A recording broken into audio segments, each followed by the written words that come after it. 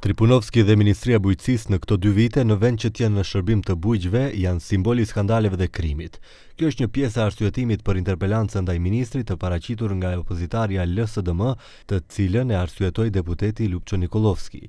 Sipas tij, Tripunovski si ministër nuk do të mbahet mend për reforma dhe zhvillim, por për skandale korruptive, programe europiane të bllokuara, kapacitete institucionale të shkatruara dhe politika që i lanë bujqit pa mbështetje në kohë. Министре, вашиот мандат има 3 збора.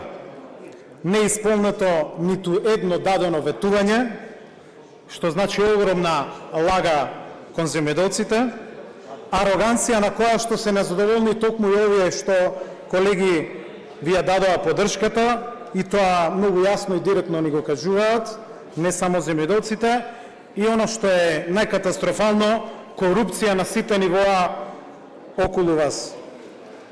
Каде и да погледнат, земјоделците денес гледаат едно исто, а тоа се малку пари во своите джебови, немање доверба во институциите и многу причини да се чувствуваат измамени. Tripunovski u kundërpërgjigj me akuza. Ai e cilësoi Lupço Nikolovskin si fajtorin kryesor për gjendjen në bujqësi, pasi ai ka qenë ministër në këtë sektor. Rikujtoi edhe gjendjen që e kishte gjetur kur ishte ndruar pushteti. Почитувам пратеник, јас цело време ве гледам вас и ви се обраќам бидејќи вие сте главниот виновник за она што го наследивме во ресорот земјоделство. Да ве потсетам дека оставивте над 1600 вработени во национални шуми без плата повеќе од 4 месеци. Предпријатие кое што го превработивте и го оставивте 4 месеци. Сега зборувате за грижа кон македонски граѓани, земјоделци. 4 месеци ги оставивте без плата, без здравствено, без пензиско осигурување.